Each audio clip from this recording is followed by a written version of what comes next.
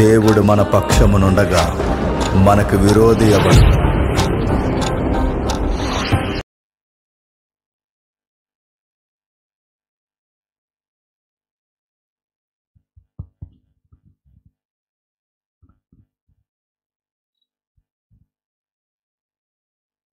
వేదిక మీద ఉన్న సేవకులకి, పెద్దలకి, స్థానిక సంఘ సభ్యులకి, ఈ కుటుంబాన్ని ప్రేమించి వచ్చిన బంధువర్గానికి, వాక్యం వినడానికి వచ్చిన విశ్వాసులకు, ప్రత్యక్షంగా పరోక్షంగా వింటున్న ప్రతి ఒక్క దేవుని పిల్లలకు క్రీస్తునామమున శుభము. చిన్న ప్రార్థన చేసుకుందాం. దయచేసి తలదించండి. ప్రార్థన. ప్రేమగల తండ్రి, కృపగల దేవ తండ్రి, ఈ సభ వెనకాల కుటుంబం యొక్క లోతైన గాయం ఉంది. తల్లిగారిని కోల్పోయిన తండ్రి, ఆ దినమును జ్ఞాపకం చేసుకుంటూ తండ్రి, నరులందరూ పోవలసిన ఒక రోజు తండ్రి, ఒక సమయం మాకు ఉందని మేము కూడా జ్ఞాపకం చేసుకోవడానికి, ఈ సభను మా వినికిడిలో అర్థవంతంగా ఉపయోగించుకోవడానికి మీరు ఇచ్చిన సమయమును తండ్రి ధ్యానించడానికి మమ్మల్ని పురుగొలుపుతున్నారని గ్రహించే మనస్సును మాకు దయచేయండి. ఏదో వచ్చాము వెళ్ళామని తండ్రి, ఏదో ఫంక్షన్ అనే హడావుడిలో ఎవరో ఉండక, ఇది ప్రాలాపించే వారి గృహం అని గుర్తెరిగి ఒకరోజు మా గృహాల్లో కూడా తండ్రి, మా మునుబట్టైనా మా కుటుంబ సభ్యులను బట్టైనా ఈ గోస ఒకరోజు వినబడుతుందని తండ్రి గుర్తిరిగి మనస్సును బట్టి మీ చిత్తానుసారంగా నూతన సంవత్సరపు తొలి దినాల్లోనే అంటే ఇలాంటి సభను తండ్రి ఇంతమందికి మీరు వినిపిస్తున్నారంటే ఈ ఏడాది ఎవరితో మీరు మాట్లాడాలనుకుంటున్నారో మాకు తెలియదు. భద్రపరచండి, భద్రత వారికి దయచేయండి. ఏ రోజైనా ముగింపు దినాలు ఉన్నాయన్న గ్రహింపును వారికి నేర్పించండి.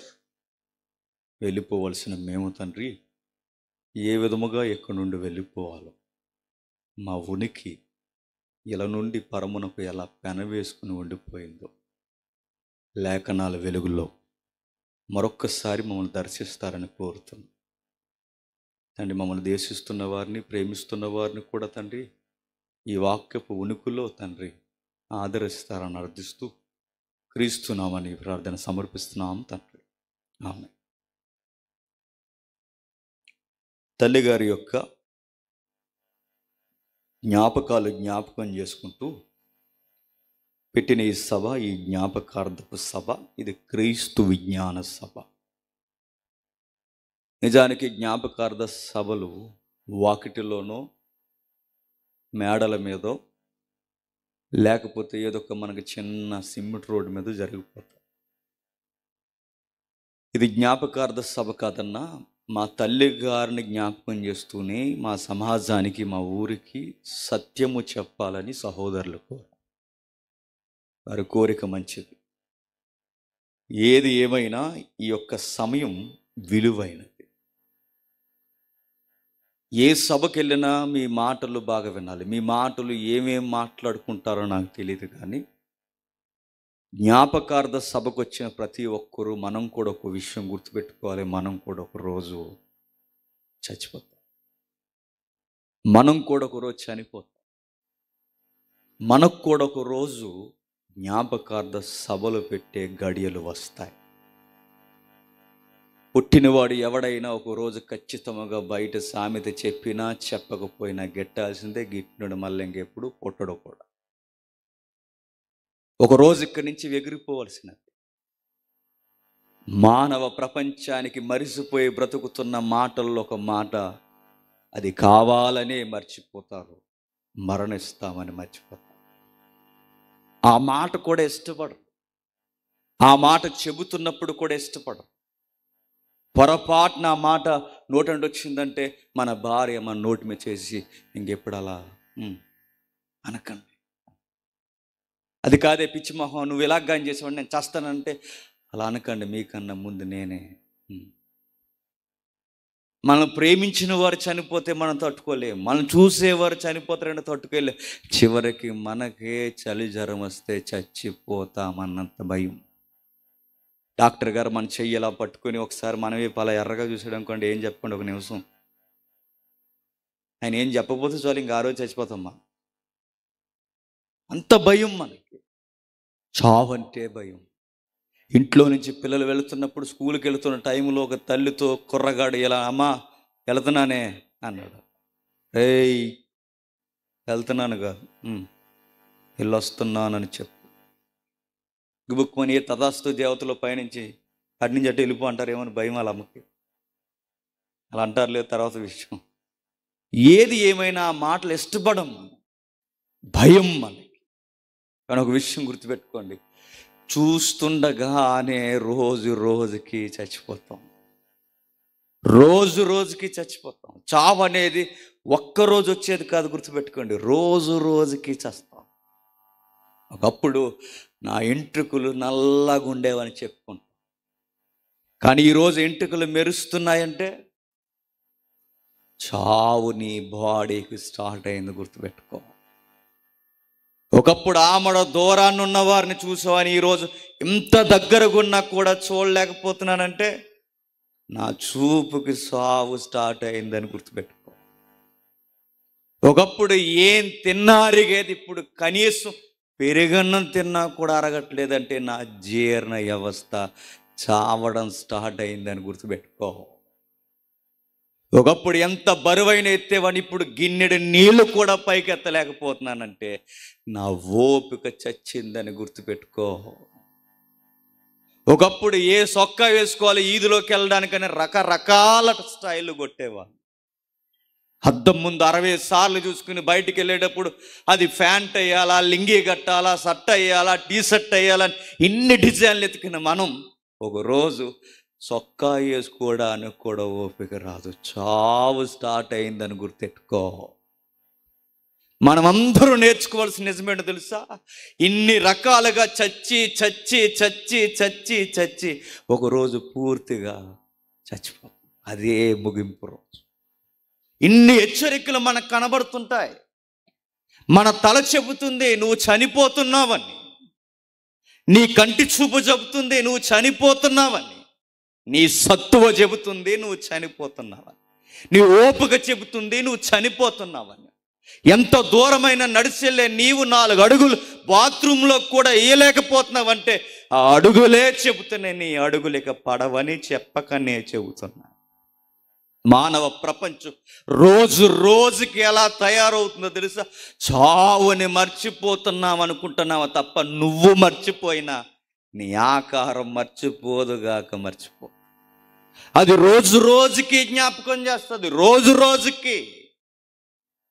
ఎలా జ్ఞాపకం చేస్తుందో తెలుసా, నువ్వు అద్దం తిన్నప్పుడు, అద్దం చూస్తున్నప్పుడు జ్ఞాపకం చేస్తుంది, నువ్వు అన్నం తిన్నప్పుడు జ్ఞాపకం చేస్తుంది, నువ్వు దువ్వుకున్నప్పుడు జ్ఞాపకం చేస్తుంది, నీ చేతి అరిచేళ్ళు మడతలు జ్ఞాపకం చేస్తాయి, నీ అడుగులు తడబాటు జ్ఞాపకం చేస్తుంది, నీ బ్రీతింగ్ లెవెల్స్ నీకు జ్ఞాపకం చేస్తుంది, నీ హార్ట్ అప్ అండ్ డౌన్ జ్ఞాపకం చేస్తుంది, నీ ఎనర్జీ లెవెల్స్ జ్ఞాపకం. ఒక్కటేంటి, అడుగడుగునా నాకు ప్రతిరోజు నా దేహం చెబుతుంది ఒకరోజు నువ్వెక్కడ నన్ను వదిలి వెళ్ళిపోతావు.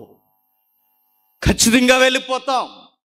అది శ్రీమంతుడైనా, సామంతుడైనా, డబ్బున్నవాడైనా, డబ్బు లేనుడైనా, స్త్రీ అయినా, పురుషైనా, పిల్లగాడైనా, వృద్ధాప్యులు ఉన్నవాడైనా, ఈరోజు మాట్లాడుతున్న స్పీకర్గా ఉన్న నేనైనా, మనందరికి ఒక రోజు ముగింపు రోజు ఉంది. అది వద్దన్నా భూతంలా మన మీదకి వచ్చేస్తాం, అది వద్దన్నా వచ్చేస్తుంది. సావుకుండే దాని గుణమేంటో తెలుసా, అది కారణాలు ఎదుగుతుంది ఎత్తుకెళ్ళిపోవడానికి, అది కారణాలు ఎదుగుతుంది. ఒకడికి రోగం కారణం ఎదుగుతుంది, వాడికి రోడ్డు ప్రమాదం కారణం ఎదుగుతుంది, ఒకడు గుండెపోటు కారణం ఒక్కొక్కడిలో కారణాలు ఎదుగుతాయి.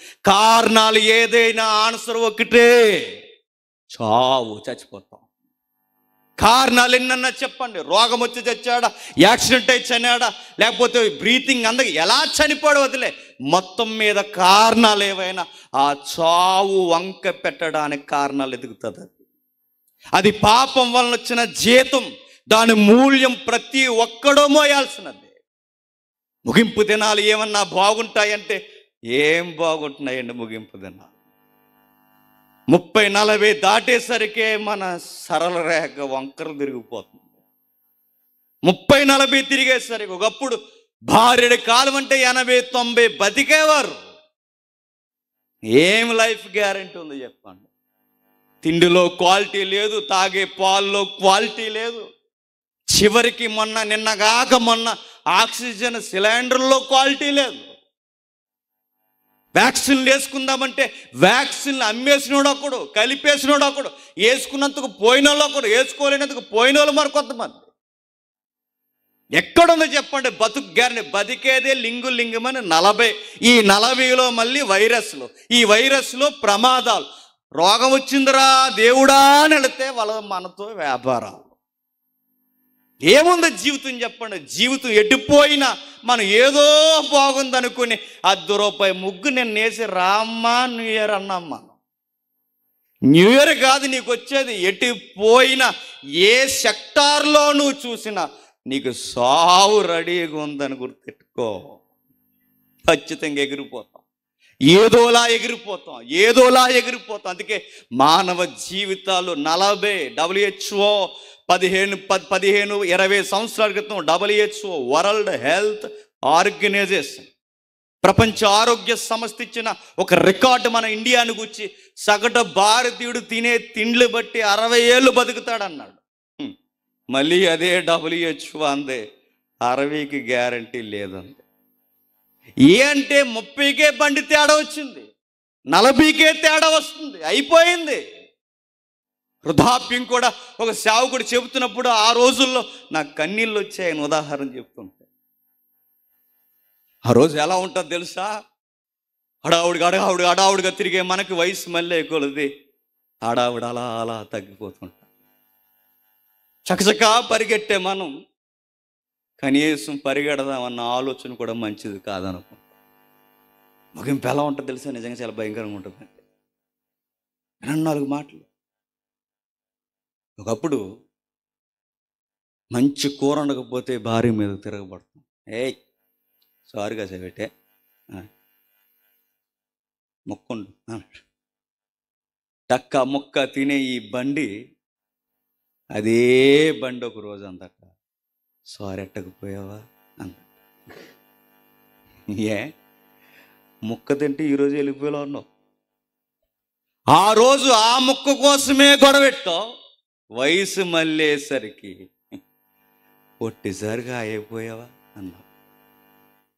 తేడా వచ్చింది. ఒకప్పుడు బాగా వినాలి, మనం చూస్తే మురిసిపోయే భార్య ఈ ముసలోడికి సాకిరి చేయలేకపోతున్నానని మూలుక్కుంటాదంటే నమ్మగలవా? ఇది నిజం, ట్రూత్. మన కౌగిట్లో పడుకున్న మన భార్య ఒకరోజు ఓదే బాగున్నాను కూడా బయటికి కనబడకుండా. నిజంగా ఇవి సొసైటీలో జరుగుతున్న నిజాలు. ఇవి ఏదో ఒకటి తిని బతుకుతామనుకునే చివరికి ఆ చారు తింటే కూడా బతకలేని రోజులు దాటిపోయి పరిస్థితి ఎక్కడికి వస్తుందో తెలుసా? మందులేసుకుంటే గాని బతకని రోజులు వస్తాయి. ఉదయాన్నే ఏ టిఫిన్ తినాలి, మధ్యాహ్నం ఏ ముక్క వేసుకోవాలి, సాయంత్రానికి ఏది వేసుకోవాలనుకునే మనకే చివరికి సారు చుక్క కూడా దాటిపోయి ట్యాబ్లెట్ ముక్కేసుకుంటే కానీ బతకని రోజులు వస్తాయి. చివరికి ఏమైపోతాం తెలుసా? అన్నం తిని బతికే రోజులు పోయి చెప్పండి మందులు తిని బతికే రోజులు వచ్చేస్తాయి. ఒకప్పుడు రూపాయి పాపాయి ఉంటే ఇంట్లో ఏదో ఒకటి కొందాం అనుకుంటే, ఇప్పుడు రూపాయి పాప ఉంటే కదల్లేక మనకెవడో మందులు తేకపోతే ఆ చేతికర్ర పట్టుకుని మనమే పోయి ఆ మెడికల్ షాప్ ముందు గంటన్నర నిలబడితే మన వయసుని బట్టి మనల్ని ఎవడో లెక్క చేయకపోతే లాస్ట్లో షాపు కట్టేసే ముందు ఏ పెద్ద అయినా ఉన్నావా అని అడిగితే అప్పుడు చెప్పారు బీపీ మాత్రలు ఉంటే ఇవ్వయ్యా. ఎంత ఘోరం చూడండి. మనల్ని పట్టించుకోరు.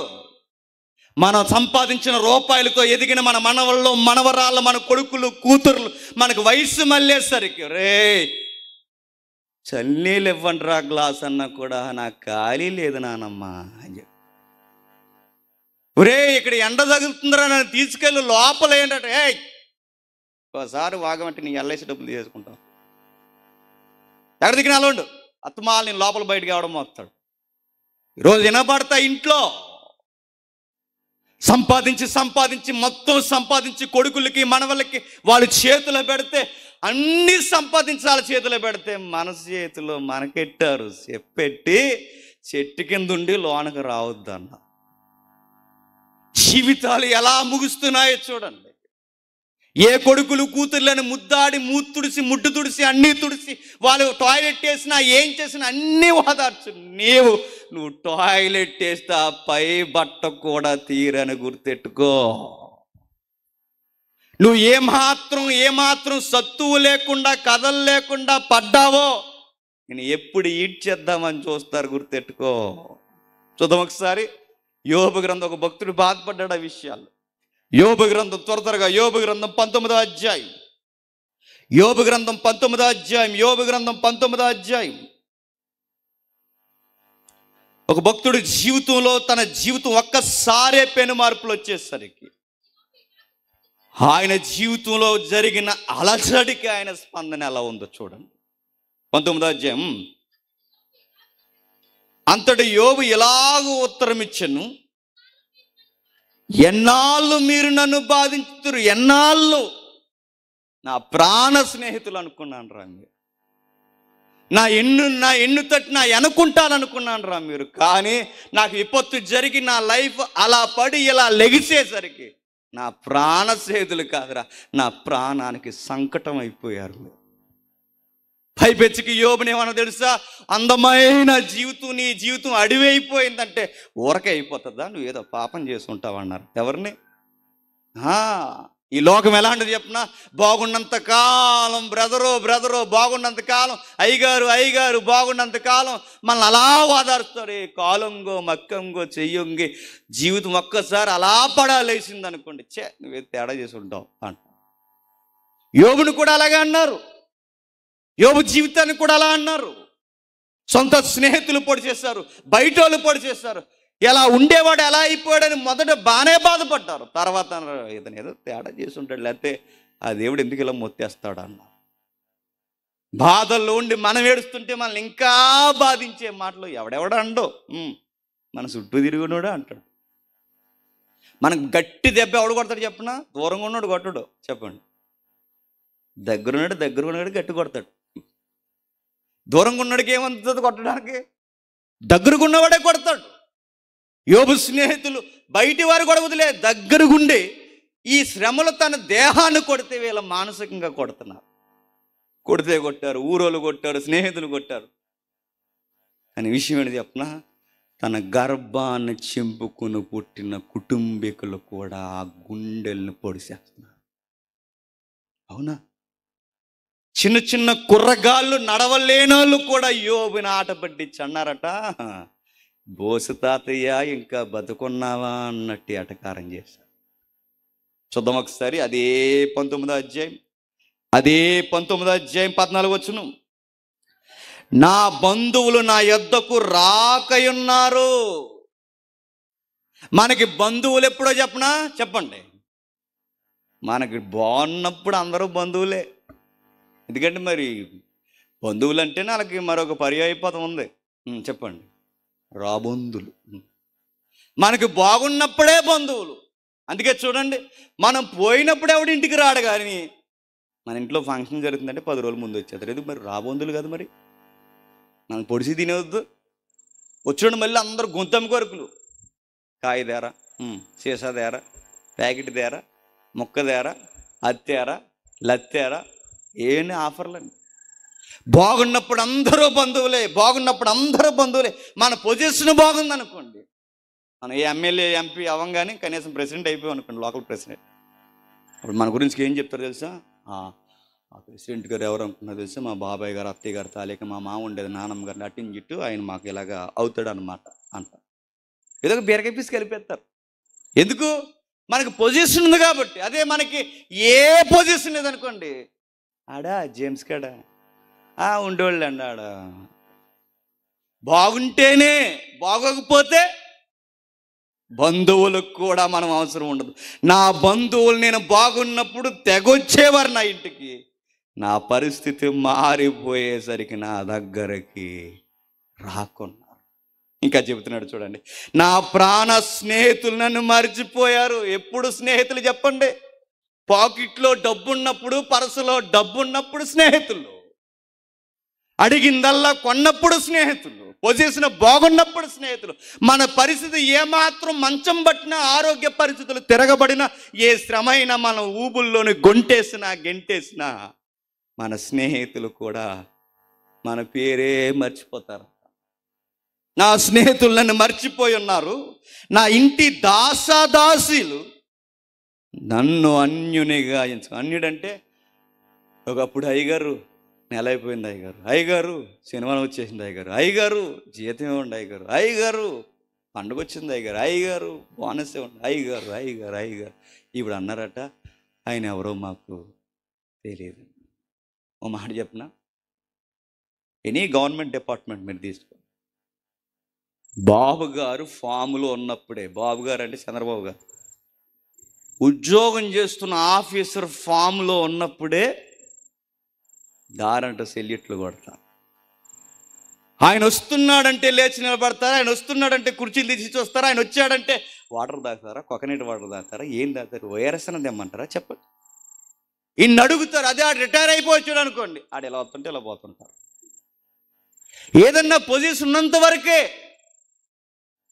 యోబును కూడా చూడండి, నా ఇంటి దాసి నేను కూలిస్తే బతికేవారు నన్ను అన్యునిగా ఎంచుకున్నారు. అన్యుడంటే నేను ఎవరో తెలియనట్టు వ్యవహరిస్తున్నాను. ఇంకా కిందికి చెప్తున్నాడు, నేను వారి దృష్టికి పరదేశిని. ఎవరోనండి ఆయన, యోబు గారా అన్నట్టు అయిపోయారట. ఆయన ఎవరో తెలియనట్టు, నేను నా పనివారు పిలువగా వాడు ఏమీ పలుకుతలేదట, వినబడలేనట్టే.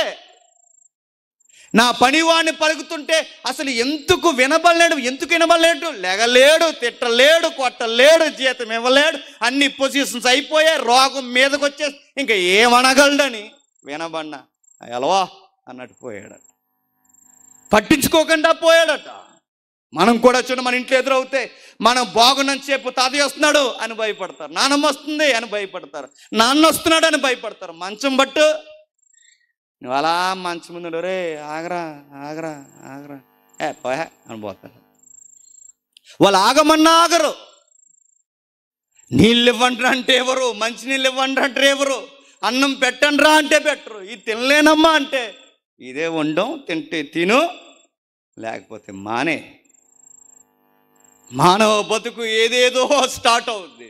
వద్దనుకున్న ఒకరోజు ఈ గడియలు మన జీవితంలోకి వచ్చేస్తాయి, ప్రతి ఒక్కరి జీవితంలోకి వస్తాయి.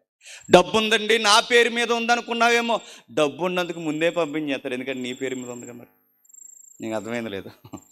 నా పేరు మీద డబ్బు ఉందంటే, డబ్బు ఉంటే ఇంకా ప్రమాదం, ఇంకా ముందు పంపించేస్తారు. నేను ఏదండి నామినీ నేమ్ మా కోళ్ళది మా కొడుకుది పెట్టాను, ఇంకెందుకు, ఇంకా గొడవ లేదు, ఇంకా ముందుగా పంపించేస్తారు. నేను ఎంత దాస్తే అంత చంపేస్తారు, ఎంత దాస్తే అంత శ్రమ అయిపోతాం. చివరికి దాచిన దాని కొరకు దాయాలో తెలియదు, తినాలో బతకాలో తెలియదు. జీవితం అంతా అగమ్యగోచరం.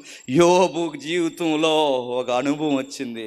నా పొజిషన్ మారేసరికి నా వారే నన్ను ఎరగనట్టున్నారు. ఇంకా అన్నాడు, నేను నా పని వారు పిలవవాడు ఏమీ పలకలేదు, నేను వాడిని బతిమాలవలసి వచ్చిన. ఒకప్పుడు యోబు పిలిస్తే టకాని గడపలు తనుకుంటూ వచ్చేసేవారు. ఇప్పుడు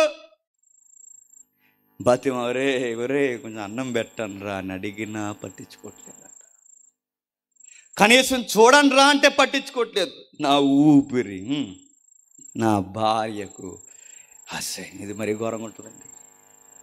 మా ఆయన నా భర్త ప్రెసిడెంట్ గారు నా భర్త, ఎమ్మెల్యే గారు నా భర్త, ఎంపీ గారు నా భర్త, జేమ్స్ గారు నా భర్త, నా భర్త అని చెప్పుకున్నాడు అంటాడట. ఇలా రోజు వచ్చి అవి పుస్తులు ఇలా దండం పెట్టుకోదు. ఆ రోజు ఉదయాన్నే వచ్చి పుస్తులు ఇలా తీసుకుని ఇలా కళ్ళకద్దుకోదు, ముక్కు దగ్గర చెయ్యెట్టి ఇంకా చచ్చిపోలేదట అనుకుంటారు. ఆ రోజు ఎంత ఘోరంగా ఉంటుందో తెలుసా, ఇంకా చనిపోలేదండి. ఏ కుటుంబీకుల కొరకు బతికామో ఆ కుటుంబీకులే మనం పోతే బాగుండని చూస్తారు. నా భార్యకి నా ఊపిరి అసహ్యమై, ఓ కోడల గొడవ పెడుతుంది, మామగారి ఇంట్లో ఉండడానికి వీలు లేదు, మామయ్య గారి ఇంట్లో ఉండడానికి వీలు లేదు, సెపరేట్ గది ఇవ్వండి, లేదంటే మనకు సెపరేట్ గది చేయండి, ఆయన ఉండడానికి వీలు లేదు, మీ అమ్మ ఇంట్లో ఉండడానికి వీలు లేదని ఏవే అని అడిగితే వాళ్ళ వలన ఇల్లు వాసన వస్తుందని, వాళ్ళు ఉండడం వల్ల నేను శుభ్రం చేయలేకపోతున్నాను, బాత్రూములు వాసన వస్తున్నాయి, వాళ్ళు ఉండడానికి వీల్లేదు, వాళ్ళైనా ఉండాలి, నేనైనా ఉండాలి. నిర్ణయించుకోండి. ఇలాంటి ఒత్తిళ్ళకి ఎంతమంది తల్లిదండ్రులని బండెక్కించుకుని వచ్చి వాళ్ళ బ్యాగులు తీసుకుని వచ్చి ఊరెళదామమ్మా అని చెప్పి ఊరు చివర దించి వెళ్ళిపోయిన కొడుకులు ఎంతమంది లేరనుకుంటున్నారు? ఇప్పుడే వస్తామని చెప్పి బలవంతంగా తల్లిని తండ్రిని కట్టుబట్టలతో ఆ రోడ్ల మీద వదిలేసిన వాళ్ళు ఉన్నారు. ఎన్ని అనుకుంటున్నారండి సొసైటీలో? మన సత్తు ఉన్నంత వరకే మనం ఎవరికైనా ఉపయోగం. మనకు సత్తువు తగ్గిందో చివరికి మనం కూడా ఉపయోగకరంగా ఉండలేము. గుర్తుపెట్టుకోండి. మనల్ని ఎవరు పట్టించుకోరు, మనల్ని ఎవరు ఆదరించరు. చివరికి నా కౌగిటిలో భార్య కూడా నా ఊపిరి అసహ్యమైంది, నేను కనిన కుమారులు నా వాసన అసహ్యం. అదే ఆ కొడుకు ఒకరోజు నీ మీద టాయిలెట్ వేస్తే సంబరపడిపోయావు. నా కొడుకు నా మీద టాయిలెట్ పోసాడు, సంబరపడిపోయావు. నా కూతురు నా మీద ఇదిగో ఇలా అశుద్ధం చేసిందని సంబరం పడిపోయావు. నా వాళ్ళ టాయిలెట్ మన మీద వేస్తే నన్ను ఎంత ప్రేమిస్తున్నారని ముచ్చట్లు చెప్పుకున్నాం.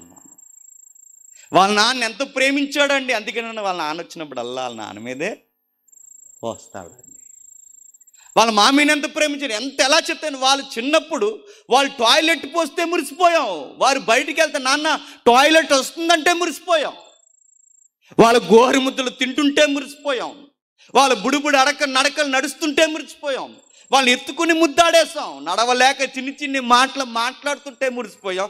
ఆ చెక్క ఆదిమ్మ పట్టుకుంటా ఆ చేతికి మనమే చెయ్యో తెచ్చి తప్పుడు అడుగులు వేయొద్దురా నీ అడుగులకు నేను తోడున్నాను రా అని అడిగి మడుగులు ఎత్తాం. ఎన్నో నేర్పించాం. మన టాయిలెట్ వేస్తే మనం తీసిన మన తల్లిదండ్రులు ఆ రోజు పొరపాటున వారు లేవలేక ఏదన్నా శుభ్రత చేస్తే చెప్పండి, వాళ్ళ మనకు అసహ్యం అయిపోయారు. ఒకరోజు మనం నడవలేకపోతే మనకి చెయ్యిచ్చారు, ఈరోజు మనం నడుస్తుంటే వారు నడవలేకపోతుంటే చెప్పండి, వాళ్ళకి చెయ్యి కాదు కదా బయట చిన్న స్థలం కూడా ఇవ్వలేదు. యోవే బాధపడుతున్నాడు. చిన్న పిల్లల సహా నన్ను తృణీకరించేది, నన్ను ఎవడు పట్టించుకోడు. చూడండి, మామూలుగా నానమ్మలో తాతమ్మలో తాతీయులు వయసు అయిపోయినారంటే పిల్లలకి ఎంత ఎటకరం అండి. చిన్న పిల్లలకి మనం కామెడీ యాక్టర్ లాగా అంటాం. లోన నడుస్తుంటే పంచెట్లాగేవాడు ఒకడు, కర్రెట్లాగేవాడు ఒకడు, గింటేవాడు ఒకడు, నవ్వేవాడు ఒకడు, గిల్లేవాడు ఒకడు. వృద్ధాప్యం ఎదుటోళ్ళకి మనల్ని కామెడీ యాక్టర్లా చూపిస్తుంది. అందరికీ నేను లోకువైపోయాను, నేను లేచుట చూసిన ఎడల బాలురు నా మీద దోషంలో పలికేదు తిట్టుకుంటున్నారట. ముసలివాడు వచ్చేస్తున్నాడని నా ప్రాణస్నేహితులందరికీ నేను అసహ్యుడిని అయిపోయాను. నేను ప్రేమించిన వారు నా మీద తిరగబడి, నా ఎముకలు నా చర్మంతో నా మాంసంతోనూ అంటుకొని ఉన్నవి, అస్థి చర్మము మాత్రము నాకు మిగిలి ఉన్నది, దేవుని హస్తము నన్ను మొత్తి. ఆయన ఏదో బాధపడి చెప్తున్నాడు ఈ మాటలు. తన జీవితం 2 పార్శాలు అయ్యేసరికి ఇన్ని జరిగాయట. యోబుకే కదండి, యోబుకి ఈ పరిస్థితులు సకాలంలో వచ్చి ఉండొచ్చేమోగా, ఒకరోజు మనకు చివరిలో ఈ ఖచ్చితంగా జరుగుతాయి. ఒకప్పుడు లేటుగా నిద్రపోతే మళ్ళీ 12-1 గంటలకు లేచుతామ్మా, మనల్ని అడిగేవాడు ఎవడ ఉంటాం. సమయం దొరికితే నిద్రపోదాం అనుకుంటాం, అని పొజిషన్ చివరిలో ఎలా ఉంటుంది తెలుసా? పెట్ట కోతెడితే లేచిపోతాం అంటే పిరికి వచ్చేస్తుంది అన్నమాట. చిన్ని శబ్దాలకి ఆ మాట ఎక్కడుంది? ప్రసంగి గ్రంథం చూడండి ఒకసారి. ప్రసంగి గ్రంథం 12వ అధ్యాయం. ప్రసంగి గ్రంథం 12వ అధ్యాయం. ఎంత ఘోరమైన పరిస్థితుల్లో చూడండి ముగింపు దినాలు. ప్రసంగి గ్రంథం 12వ అధ్యాయం 4వ వచనం. తిరగట్రాళ్ళు ధ్వని తగ్గిపోవును, ఈదులోని తలుపులు మూయబడును, పెట్ట కోతకు ఒకడు లేచి. చిన్ని శబ్దం వస్తే లేచిపోతాం. అంటే ఆ పొజిషన్ అంటే చెప్పిన రాత్రంతా నిద్ర పట్టదు మనం. ఏదో పొడిగా నిద్రపోతాం అనేసరికి ఏదో ఒక శబ్దం, ఏదో ఒక భయం. టాయిలెట్ వస్తుంది, లెగిసి టాయిలెట్కి వెళ్దామంటే భయం. ఎందుకో చెప్పిన బాత్రూంలో జారి పడిపోయి చచ్చిపోతే ఎవరు చూడరండి. టాయిలెట్కి వెళ్తే భయం, బాత్రూమ్కి వెళ్తే భయం, చిన్న శబ్దం వస్తే భయం. ఎంత భయం అండి! ఒకడికేమో చిన్ని శబ్దాలంటే ఆ పిరికితనం వచ్చేసిందట. ఇంకొకడికి సంగీతాలు స్త్రీలు చేస్తున్న ఆడని శబ్దంగా ఉన్నట్టంటే ఒకడికి వినబడతలేదు, ఒకడికి వినబడితే నిద్ర రావట్లేదు. పొజిషన్ ఎలా మారిపోయిందో చూడండి. పరిస్థితులు ఎవరికీ బాగోవు. ఎవరైనా చివరి స్టేజ్ ఘోరంగా ఉంటుంది. మనం ఎన్ని ఎత్తుగలేసి ఎన్ని సూత్రాలు పాటించినా మరలా చెబుతున్నాను, ఒకరోజు చెప్పండి చనిపో. ఒకడు పెద్ద సూపర్ స్టార్ ఉన్నాడు. అందరు స్టార్లు ఆయన చూసి వీళ్ళ మెలుగులు తిప్పడం స్టార్ట్ చేశారు. ఆయన ఇలా ఫ్యాంట్ జారిపోతున్నప్పుడు ఇలా ఫ్యాంట్ పెట్టుకుంటే అది ఒక స్టెప్. ఆయనకి ఏం దురదొచ్చి ఇలా గోక్కుంటే అది స్టెప్. ఆయన పెద్ద స్టారు, గోక్కుని ప్యాంట్ పెట్టుకున్నది పెద్ద స్టార్ అయిపోయాడు ఆయన. ఎవరన్నా అడగండి, ఆయన అంతే. మళ్ళీ ఫ్యాన్స్ ఫీల్ అయిపోతారు. ఎలా స్టార్ అయిపోయాడు, మొత్తం మీద స్టార్ వేసాడు. ఆయన బెస్ట్ సింగర్, నిజంగానే బెస్ట్ డ్యాన్సరు. కానీ ఆ డ్యాన్సర్లో ఇలాంటి ఒక స్టెప్పులు అలా డ్యాన్స్ చేసి బాగా ఫేమ్ వచ్చింది, నేమ్ వచ్చింది, డబ్బు వచ్చింది, పబ్లిక్లో మంచి ఫాలోయింగ్ వచ్చింది. ఎప్పుడైతే దీనికి మోజుకు అలవాటు పడతాం కదండి, ఆ మోజుకు అలవాటు పడినప్పుడు బారెడి కాలం బతకాలనిపించింది. బతకాలన్న ఆశ రోజుకి పెరిగిపోయింది. అప్పుడు అనుకున్నారు, డబ్బుంటే చెప్పండి కొండ మీదట కోతిని తేవచ్చా. డబ్బుంటే కొండ మీద కోతిని తేవచ్చేమో కానీ కొండెక్కెళ్ళిపోయే ప్రాణాన్ని ఆపగలమా? ఆపేచ్చు అనుకున్నాడు స్టార్ గారు. అందుకు 5గురిని సెక్యూరిటీ పెట్టుకున్నాడు. ఇదిగో ఇలా నేను జనాల్లో వచ్చినప్పుడు ఇక్కడ నేను మాస్క్ తీయాలో వద్దో, ఈ యొక్క వాతావరణం నేను పీల్చుకోవాలి వద్దో, బ్రీతింగ్ అనలైజింగ్ లేకుండానే ఈ బ్రీతింగ్కి ఆక్సిజన్ బెస్ట్ ఆక్సిజన్ కాదో నాకు చెక్ చేయడానికి ఆక్సిజన్ చెకింగ్ ఒక డాక్టర్ని పెట్టుకున్నాడు. జస్ట్ అలా గాలి నలుగురిలో పీల్చండి. ఎవరైనా పిలిచినప్పుడు ఏదన్నా వాటర్ ఇచ్చారనుకోండి, ఆ వాటర్ తాగడం వల్ల మంచిదో చెడ్డదో తెలుసుకోవాలంటే ముందుగా ఒక వాటర్ని చెక్ చేయడానికి వాటర్కే డాక్టర్ గారు ఉన్నారు. చివరికి ఎవరైనా ఫుడ్ పెట్టారనుకోండి, ఆ ఫుడ్ తింటే మరలా ఏదన్నా ప్రాబ్లమేటిక్ అవుద్దేమో అని, ఆ ఫుడ్ని చెక్ చేయడానికి ఫుడ్ పాయిజన్ అవుద్దేమో అని ఫుడ్కి కూడా ఒక డాక్టర్ గారిని పెట్టారు. వేసుకునే బట్టలకి ప్రత్యేకమైన వ్యక్తులు నెట్టారు. ఎక్కడేంటి రాసుకునే సబ్బులు, పూసుకునే పౌడర్లు, ప్రతిదీ వేసుకునే చెప్పులు, మనుషుల్ని తెగట్టేశాడు. ఒక రికార్డు పెట్టుకున్నాడు. ఎప్పటికైనా బండి 120 బతకాలనుకున్నాడు. కానీ రివర్స్ ఏంటి చెప్పినా, ఎంతమంది చెకింగ్ డిపార్ట్మెంట్ ఉన్నా, వాటర్ చెక్ చేసేవాడు ఉన్నా, ఫుడ్ చెక్ చేసేవాడు ఉన్నా, బట్టలు చెక్ చేసేవాడు ఉన్నా, ఈ ప్రతిదీ చెక్ చేసేవాడు ఉన్నా, చివరికి 120 బతకాలనుకున్న బండి 40 రన్నింగ్లో ఈక్వల్ డౌన్ అయిపోయి చచ్చిపోయాడు. ఎవరు అనుకుంటున్నారు? Michael Jackson. మెకాయిల్ అంటే మీరు ఆయన అనుకోకండి, ఈ మెకాయి లేరు. మైకేల్ జాక్సన్ గారు 5గురు డాక్టర్లు, చుట్టూ ధనము, చుట్టూ జనము, పేరు, ఫేమ్ అన్నీ ఎంత సిస్టమ్ పెట్టుకున్నా లాస్ట్కి చచ్చిపోయాడు. చాలామంది అనుకుంటున్నారు ఎక్సర్సైజ్ చేస్తే ఎక్కువ కాలం బతికేద్దంటే. ఎక్సర్సైజ్ చేస్తూనే చచ్చిపోతున్నారు ఈ మధ్య. అర్థమవుతలేదు. ఎలా చనిపోయారండి? బిల్డర్ గారు ఎలా చనిపోయారంటే, బిల్డర్ గారు ఎక్సర్సైజ్ చేస్తూనే చచ్చిపోయాడట. అప్పుడు అన్నారట, వీడు ఎక్సర్సైజ్ చేయకపోయినా బాగున్నారట. ఎక్సర్సైజ్ చేస్తూ చనిపోతున్నారు. చాలామంది అన్నారు రన్నింగ్ చేస్తే హెల్త్ స్కేల్ బాగుంటుంది, రన్నింగ్ చేస్తూ చచ్చిపోతున్నారు. అది ఏం కాదండి, నీట్గా మంచిగా మొలకెత్తిన విత్తనాలు తినండి, విత్తనాలు తిని గ్యాస్ ఎక్కువైపోయి చచ్చిపోయారట. మరి ఎలా బతుకుతామంటే, మనం ఎన్ని చేసినా దేవుడు గ్రాఫ్ నిర్ణయిస్తే చెప్పండి చనిపోతాం. బైబిల్ చెప్పేస్తుంది. ఆ చనిపోయే సమయానికి మన చుట్టూ ఉన్నవారు ఉన్నారని ధైర్యంగా ఉండకండి. ఎందుకంటే మన చుట్టూ ఉన్నవారే యోబు గారు అన్నట్టు వాళ్ళకి మనం చెప్పండి, అసహ్యమై. మరి ఎలా ముగించాలండి జీవితం? మీరు ఎంత వికారంగా మా మీద మాకు అసహ్యం కలిగినట్టు చెప్తున్నారు. ఆ రోజులు వచ్చే ముందు ఇప్పుడే చచ్చిపోదాం అన్నట్టు ఉంది మీ వ్యవహారం. మరి ఎలా బతకాలంటే యోబు గారు చెప్పిన మాటలే, అదే బైబిల్లో మరొక భక్తుడు కూడా మనకు సెలవిచ్చాడు. చూద్దాం ఒకసారి.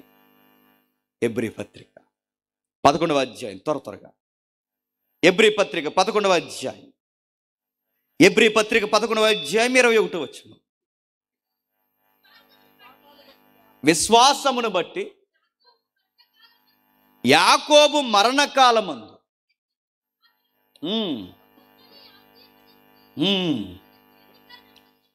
తన చేతికర్ర మొదల మీద ఆనుకొని దేవునికి నమస్కారం చేసి, ఒక వృద్ధుడు చచ్చిపోతున్న రికార్డు బైబిల్లో రికార్డ్ చేయబడింది. బాగా వినాలి.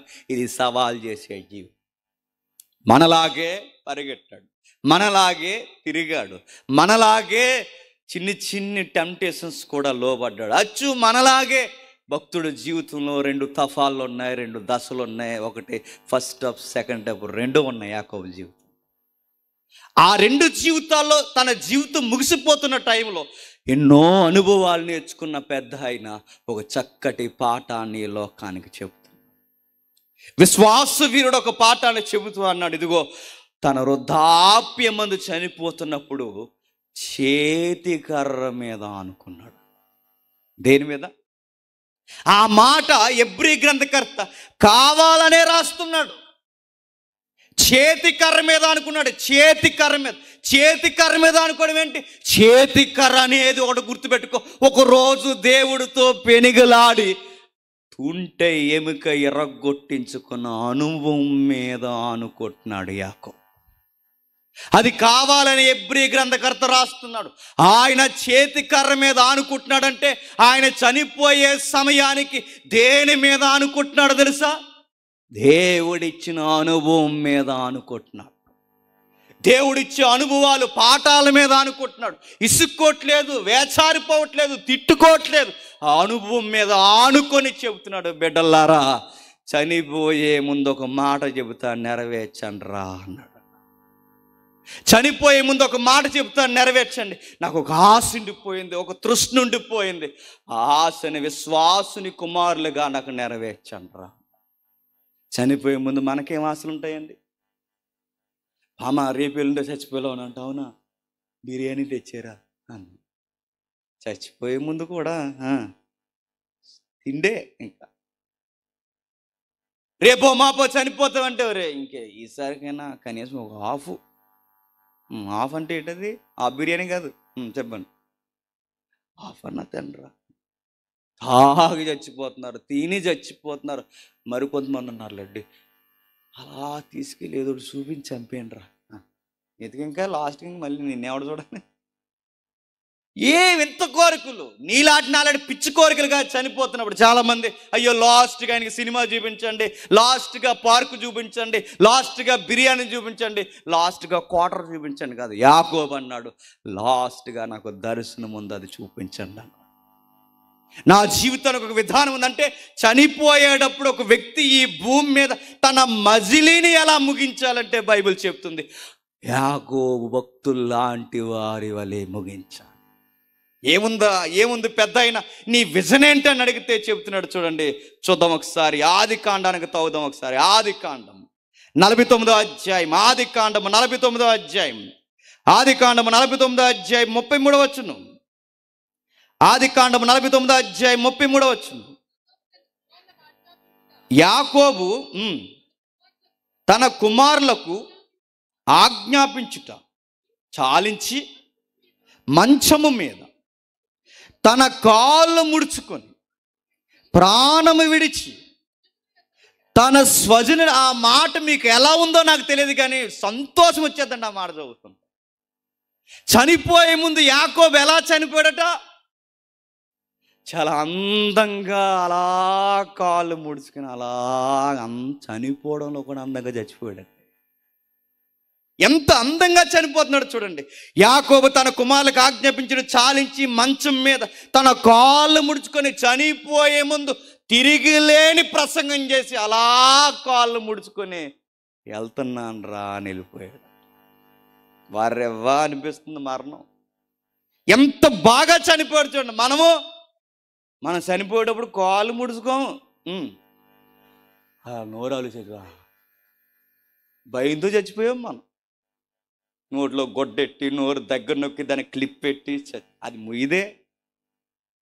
అంటే చివరికి మనం భయంతో చచ్చిపోయాం. నోరు ఎలా పెట్టామంటే ఒకడు ఇలా గుడ్లు ఇలా పెద్ద చేస్తాడండి. ఇలా ఆయన చూస్తే మనకు జ్వరం వచ్చేది సాయంత్రం ఇంటికి వెళ్ళేసరికి.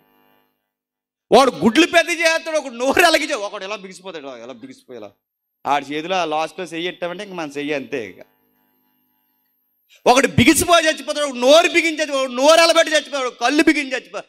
చావులో కూడా అందం లేదు మనకి. చావులో కూడా ఆ భయంకరమైన వికారం. బతుకులోని వికారమే, చావులోని వికారం.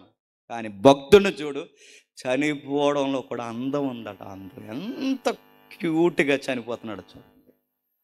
కాళ్ళు దగ్గరకు ముడుచుకొని ప్రాణము విడిచి స్వజనుల యొద్దకు వెళ్ళిపోయి. ఎవరున్నారు స్వజనులు? మా తాతయ్య గారు అబ్రహాం గారు ఉన్నారు అక్కడ, మా తండ్రి ఇస్సాకు ఉన్నాడు అక్కడ, నా పితరుడు ఏబేలు ఉన్నాడు అక్కడ, నా పితరుడు నాహోహు ఉన్నాడు అక్కడ, నా పితరుడు ఎవరైతే భక్తులు వరుసలో నిలబడ్డా వారందరూ ఉన్నారు అక్కడ. నా ముందు నరిసిన వరుస దగ్గరికి నేను వెళ్ళిపోతున్నాను అక్కడ. అందంగా చనిపోతున్నప్పుడు అంత అందంగా చనిపోతున్న అబ్బాయిని కొడుకులందరూ 12 మంది చూస్తున్నారట. చూస్తున్నప్పుడు ఒక పాఠం నేర్పిస్తున్నాడు. చావులో కూడా పాఠం నేర్పిస్తున్నాడు. చనిపోయేటప్పుడు ధైర్యం. ఆ చావులో దేవుని ఇప్పటి వరకు అంటే ఈ 49వ అధ్యాయం ప్రసంగం అంతా ఎలా చెప్పాడో తెలుసా? కర్ర మీద ఆనుకొని చెప్పాడట. కర్ర మీద అనుకొని, చేతి కర్ర మీద అంటే తన అనుభవం మీద అనుకొని అనుభవాన్ని బిడ్డలకు చెప్పాడు. వెళ్ళిపోయేటప్పుడు దేవుని వార్తలు చెప్పాడు, వెళ్ళిపోతున్నప్పుడు చక్కటి మాటలు చెప్పాడు, భవిష్యత్తు ఎలా ఉండబోతుందో చెప్పాడు, ఎంత నిష్ఠగా దేవుళ్ళో బతికి వేచారిపోవాలో చెప్పాడు, ముగింపు ఎలా ఉండాలో తన ముగింపుని చూపిస్తున్నాడు. మనం ఏం చెప్తాం వెళ్ళిపోయేటప్పుడు? రే వాడికి బంగారం ఇచ్చాను, రేపు నాకు బతుకుతానన్న ధైర్యం లేదు, నోటు కూడా బీరువాలు ఎట్టా, నీ ఎదవగోళ చచ్చిపోయేటప్పుడు కూడా నీకు బంగారం కూడా ఉంది. వాడికి బంగారం ఇచ్చాను, వాడికి లచ్చ ఇచ్చాను, అందుకే నీకు ఇచ్చారు చెప్ప, అందరికి అన్ని ఇచ్చి కూర్చున్నా కనుక ఆడికి అది ఇచ్చాను ఇది ఇచ్చాను. చచ్చిపోయేటప్పుడు కూడా చాలామంది చనిపోదడం భయం లేదు, చెవులో చెప్పారట ఏమని, తాళాలు అక్కడ పెట్టానని. నీకెట్టారు తాళం బాక్సు, అక్కడ పెట్టాను ఇక్కడ పెట్టాను, ఈ పిచ్చి మాటలు కాదు. యాకోబు చూడండి, చనిపోయేటప్పుడు ఎంత సంపాదించాను అంత ఉంది, నా మామ దగ్గర నుంచి ఇంత తెచ్చాను కదా. రే నేను జీవితంలో చాలా పాఠాలు చూశాను, పాఠాలు నేర్చుకుని చెప్తున్నాను, నేను వెళ్తున్నాను, నా వెనక్కి వచ్చేది మీరే చూసి నేర్చుకోండి అని చెబుతున్నా. కాళ్ళు ముడుచుకొని ఎప్పుడైతే చనిపోయాడో తన కుమారుల్లో ఉత్తమ కుమారుడు ఉన్నాడు. ఆ కుమారుడు పేరుడు కలల రాకుమారుడు, డ్రీమ్ బాయ్ యోసేపు. వాళ్ళ నాన్న హృదయ శబ్దానికి, ఎందుకంటే ఆ అబ్బాయి అన్న వాళ్ళ నాన్నగారికి చాలా ఇష్టం. ఆ కొడుకు ఎక్కడికో పోయాడని సంవత్సరాలు ఏడ్చాడు. ఆ కొడుకు వచ్చాడని ఆనందంలో ఏడ్చాడు. ఆ అబ్బాయి అంటే పిచ్చి, కొడుకు అంటే పిచ్చి. ఎంతమంది కొడుకుల్లో ఆ డ్రీమ్ బాయ్ అంటే పిచ్చి. నిజంగానే డ్రీమ్ బాయ్, అందగాడు, జ్ఞానవంతుడు, భక్తిపరుడు, విశ్వాసవీరుడు. ఆ కొడుకు ముందే చనిపోయాడు. చనిపోతున్నప్పుడు నిజంగా యాకోబు ఆశ ప్రకారమే చనిపోయాడు. ఏ రూబెన్ దగ్గర కాదు, తప్పు చేసిన రూబెన్ దగ్గర కాదు, పట్టించుకొని యోధా దగ్గర కాదు, ఎవరెవరో దగ్గర కాదు, ఉత్తమ కొడుకు కౌగుల దగ్గరకు వెళ్ళిపోయి చనిపోతున్నాడు. ఆ కొడుకు యోసేపు. ఆ కొడుకున్న దేశము ఐగుప్తు. తన ముగింపు తన సొంత ఇష్టమైన కొడుకు దగ్గర ముగిస్తూ యోసేపు తన తండ్రి అయిన ముఖం మీద పడి అతను గూర్చి ఏడ్చి అతన్ని ముద్దు పెట్టుకొని ఎంత ఏడుస్తున్నారు చూడండి. మీకు ఎలా ఉందో నాకు తెలియదు, కానీ ఆ రోజు మనం వాళ్ళ చుట్టూ నిలబడితే ఆ ఎఫెక్షన్కి మనం ఏడ్చేస్తాం. తన తండ్రి చనిపోతున్నాడు అనగానే యోసేపు తన తండ్రి ముఖం మీద పడి తన ముఖం మీద పడి అతన్ని గూర్చి ఏడ్చి అతన్ని ముద్దు పెట్టుకొని, చనిపోతున్నప్పుడు అసేం అనుకోలేదు, చనిపోతున్నప్పుడు అట్టున్నాడు అనుకోలేదు, చనిపోతున్నప్పుడు నాకు కూడా అనుకోలేదు, తాను ఎదిగిపోయిన తన తండ్రిని మాత్రం వదలలేదు. చూడండి, అదండి ఉత్తమ కొడుకులు కూతుర్ల.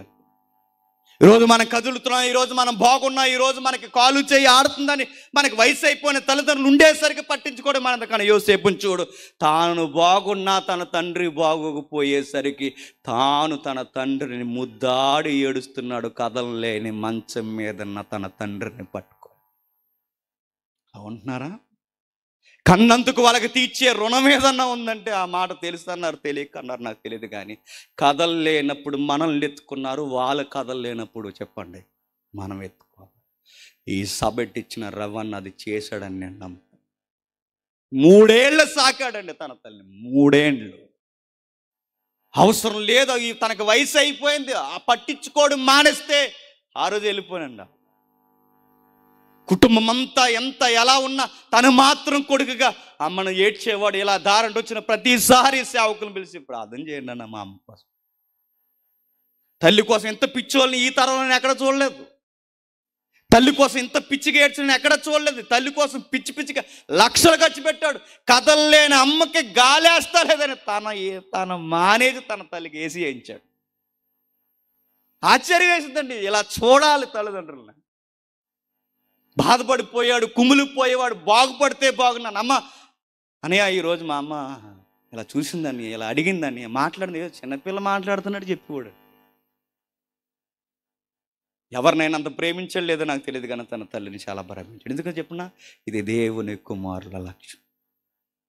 తల్లిదండ్రులను ప్రేమించాలి, వాళ్ళ కథలు లేని పరిస్థితుల్లో ప్రేమించాలి.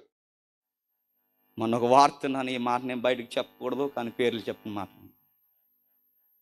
మంచోళ్ళు అని చెప్పి వారిని మంచిగా సంబంధాలు కుదుర్చుకుని పెళ్ళిళ్ళు చేసుకుంటే, పెళ్ళైన తర్వాత ఇంటి లోపలికి వచ్చి భర్త లేని టైంలో కదలలేని మామగారు అన్నం అడిగాడని కాలుతో తన్ని కొట్టిందని కొడుక్కి తెలిసిన తర్వాత కుమ్ములిపోయి ఫోన్ చేసి ఏం చేయమంటావని గల్లు నేడుస్తున్నాడు. మా అమ్మ బెంగతోనే చనిపోయింది. ఇప్పుడు మా నాన్న రేపో మాపో చనిపోయేలా ఉన్నాడు. మేము చూసే బాగా వినాలి, ఆయన చనిపోతున్నాడన్న బాధ కన్నా మేము చూడలేదన్న బాధతోనే మా తల్లిదండ్రులు చనిపోతున్నారు జేమ్స్ అని బాధపడ. ఏమని చెప్పగలమండి? మన వైఖరి ఇంకా ఇంకో 5 ఏళ్ళు బతికి ఇప్పుడే చంపేస్తామ్మా. రేపో మాపో చనిపోతున్న కదలలేని తల్లిదండ్రులు ఉంటే ముద్దాడండి, ప్రేమించండి. అమ్మా నీకెందుకే మేము ఉన్నాం కదలకని చెప్పండి. అది కూడా చేయకపోతే వాళ్ళ గర్భాలు తీరి పుట్టాం కదండి మనం, వాళ్ళ గుండెలు తన్ని పుట్టాం కదండి, వాళ్ళ మీదకెక్కి ఆడి పుట్టాం, వాళ్ళ రెక్కలు తినేసి పుట్టాం కదండి మనం, వాళ్ళ సత్తువు మనం పూర్తిగా అనుభవించి పుట్టాం కదండి, వాళ్ళ పోషణ తిని 25-30 ఏళ్ళు ఎదిగి పెరిగాం కదండి. ఇప్పుడు కూడా వాళ్ళని పట్టించుకోకపోతే ఎంత ఘోరం అండి. ఏమైనా కొనమన్నాడు, ఆస్తులు కొన, బంగారం కొనమని, నెక్లెస్ ఏమి కొనమని లేదు. ప్రేమగా ముద్దెట్టే ముందు ప్రేమతో ముద్దెట్టమా, దగ్గరగుండి ముద్దాడేంత దగ్గరగుండి మరి అదే కదండి వాళ్ళకు. ఆ ప్రేమ చాలు. ఈరోజు చచ్చేవాళ్ళు ఇంకా 5 ఏళ్ళు బతుకుతారు. యాకోబు ఎలా ప్రేమిస్తున్నాడు చూడండి. యోసేపు తన తండ్రి ముఖం మీద పడి అతన్ని గూర్చి ఏడ్చి అతన్ని ముద్దు పెట్టుకొని, వయసు అయిపోయింది. యోబు కొడుకులు తన ముఖం దగ్గరకు వచ్చి వాసన వచ్చింది అన్నారట. ఈ కొడుకు ముద్దు పెట్టుకున్నాడు. ఎంత క్వైట్ ఆపోజిట్ రికార్డ్స్ ఉన్నాయి చూడండి. మన వాళ్ళకి లోకు అయ్యాడట, ఈ కొడుక్కి లోకు కాదు. ఈయన ఐగుప్తి సింహాసనం మీద ఫరో తర్వాత ఫరో అంతటైనా వాళ్ళ నాన్న ముందు ఇలా మోకల్లేసి నాన్నగారు చెప్పండి అనేవాడు. వారెవ్వా కొడుకులు ఎలాంటి కొడుకులు అన్నాడు, ఎలాంటి కొడుకుల్ని బంధువర్గాన్ని చుట్టూ పెట్టుకున్నాడు చూడండి. ఇంకా కింద చెప్తున్నా, తరువాత యోసేపు సుగంధ ద్రవ్యములతో తన తండ్రి శవం సిద్ధపరచవలనని తన దాసులైన వైద్యులకు ఆజ్ఞాపించను కనుక ఆ వైద్యులు ఇశ్రాయేలు సుగంధ ద్రవ్యముతో సిద్ధపరిచి. చనిపోయిన నాన్నను ముద్దెడుతున్నాడు, చనిపోక ముందు ముద్దెట్టాడు, వాళ్ళ నాన్నని ముద్దాడుతూనే ఉన్నాడు. బతుకుండగా ఈ రోజైనా ముద్దాడుతాం మనం. మనకు తల్లిదండ్రులు ముద్దెట్టారు తప్ప మనం ఇస్తాం. మన చుట్టూ ఉన్నవారు ఉన్నారని ధైర్యం ముద్దు కూడా మన చుట్టూ ఉన్నవారే యోబు గారు అన్నట్టు వాళ్ళకి మనం ముద్దే ఎట్టం. వాళ్ళకి చనిపోయిన శవం దగ్గరికి వెళ్ళి తను అలా కౌలుగించుకుని, నాన్న వెళ్ళిపోతున్నావా అని ముద్దాడు. దగ్గరగా ఉంటే ఆ రోజు ఏడ్చేద్దామేమో మనం అందరం. నాన్న వెళ్ళిపోతున్నావా వెళ్ళిపోతున్నావా అని చెప్పి నాన్న వెళ్ళిపోయాడు. ఏదోలా ఎక్కడో దిక్కుని పాతి అంటే నాకు ఇంక జీవించకండి అనలేదట. టక టక టకమని వైద్యులను పిలిపించి తర్వాత యోసేపు సుగంధ ద్రవ్యముతో తన తండ్రి శవను సిద్ధపరచవాలని తన దాసులైన వైద్యులకు, వైద్యులే దాసులు, కొంతమంది డాక్టర్లే దాసులు. ఎవరికి? ఆయన పొజిషన్ మనకి డాక్టర్లు దాసులా? డాక్టర్లకు మనం దాసులు మనం చెప్పండి. అయ్యగారు ఆ ట్యాబ్లెట్ పడతలేదట, దాసుల్లో బతులు అడుకుంటే ఇంకో ట్యాబ్లెట్ మార్చడం మనకి. ఈయనకి డాక్టర్లే దాసులు. ఈయన హై పొజిషన్, హై క్యాడర్లో ఉన్న వయసు అయిపోయిన వృద్ధుని చూసి ఏడుస్తున్నాడంటే ఆయన వయసు అయిపోయిన వృద్ధుడు కాదు, నన్ను కన్న మా నాన్న. నీకు వయసు అయిపోయినట్టు కనబడుతున్నాడేమో, నన్ను కన్న నాన్న నాకు ఎలా ఉన్నా నాకు ఇష్టమే. చచ్చిపోయిన శవాల దగ్గరికి, ఆ పనికి మాల దాని దగ్గరికి ఎక్కడికక్కడికి వెళ్ళి వాళ్ళ ముద్దాటం కాదు, మీ తల్లిదండ్రుల ముద్ద. ఎవడో సినిమా యాక్టర్ చచ్చిపోయాడు, ఆడి ఫ్లెక్స్ ముద్దెట్టేస్తున్నాడండి. ఇక్కడ ఆడి ఫ్లెక్స్ ముద్దెట్టాడు, ఆడి ఏదో కుక్క గరిచేయింది అనుకుంటాం అప్పుడప్పుడు. ఆడెక్కడ చచ్చిపోతే ఈ ఫ్లెక్స్ ముద్దేడు. నీకు ముద్దు కదా, ముద్దలు ఎక్కువ తినేసి ఇలాగ అయిపోరు నువ్వు. వాళ్ళ నాన్నగారు, ఆ యాక్టర్ నాన్నగారు చనిపోయాడట. ఇప్పుడు వాళ్ళ నాన్నగారు చనిపోయాడని వీళ్ళ నాన్న వెళ్ళొద్దని వెళ్ళిపోయాడట అక్కడికి అని. ఈ కొడుకులు చూడాలి.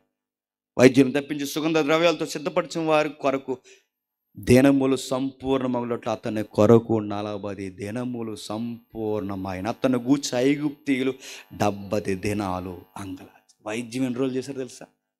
40 రోజులు. ఏ వైద్యం చేశారంటే చనిపోయినాడు కంటే అది చనిపోయిన వాడి వైద్యం అనుకోకు.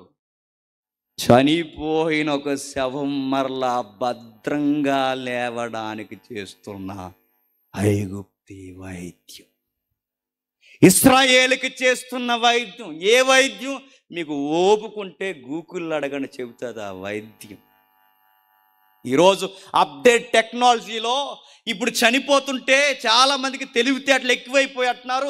ప్రస్తుతానికి కొన్ని రోగాలకి చనిపోతున్నాం మందులు లేక. కొన్ని క్యాన్సర్ రోగాలు ఉన్నాయి, వాటి రోగాలకి మందులు లేక చనిపోతున్నాం. ప్రస్తుతానికి వైద్యం మందు కనిపెట్టలేదు కనుక, భవిష్యత్తులో ఎప్పుడైనా కనిపెడుతుంది కనుక, కనిపెట్టే సమయానికి మరి మేము ఉండాలి కనుక మేము ఉండలేకపోతున్నాం, చనిపోయి వెళ్ళిపోతున్నాం కనుక మా బాడీ ఎక్కడే ఉంటుంది కనుక మళ్ళీ మేము లేవడానికి మా బాడీని జాగ్రత్తగా ఫ్రిడ్జ్లో దాయండి అన్నారు. టెక్నాలజీ ఈరోజు 40 లక్షలు, 50 లక్షలు, 80 లక్షలు, కొన్ని ఫారెన్లు అయితే కోట్లు ఇచ్చి ఈరోజు బాడీలని దాస్తున్నారు తెలుసా? మైండ్ దాస్తున్నారు, అవయవాలు దాస్తున్నారు, గుండె దాస్తున్నారు, కిడ్నీలు దాస్తున్నారు, ఇంటర్నల్ అవయవాలు ఎన్నో దాస్తున్నారు. ముఖ్యంగా మైండ్ సెట్ దాస్తున్నారు. ఎందుకంటే ఈ జ్ఞాపకాలను ఒక రోజు మళ్ళీ బతికిద్దాం. ఈ సైన్స్ బతికిస్తుందో లేదో తర్వాత విషయం, కానీ ఈ విశ్వాస వీరుల్ని, విశ్వాసానికి కర్తయు దాన్ని కొనసాగించువాడు అయిన ఒక రోజు ఆయన తమ వరుసల్లో బతికిస్తాడు. మనది పెట్టే బాడీ ఫ్రిడ్జ్లో కాదు. మన ఫ్రిడ్జ్ చెప్పండి మట్టి. మనల్ని ఇందులో పెడతారు. అందులో పెట్టడానికి ఆ రోజు తనకు తెలిసిన ఆ తాత్కాలికమైన టెక్నాలజీ ఈ రోజుకి సవాల్. ఈ చరిత్ర ఎప్పుడుదా కూడా 4000 అండి. ఇక్కడి నుంచి 4000 సంవత్సరాల క్రితం శవాన్ని ఎలా భద్రం చేస్తున్నారు చూడండి. 40 రోజులు సుగంధ ద్రవ్యాలు అంటే లోపలికి ఆ ద్రవ్యాలు పంపిస్తారు. బ్లడ్ మరలా ఇంకిపోయి వాసన కొట్టకుండా బ్లడ్ని దాన్ని సుగంధ ద్రవ్యాలతో కప్పేస్తారు. గుండెని ఎలా ఆపాలో ఆపుతారు.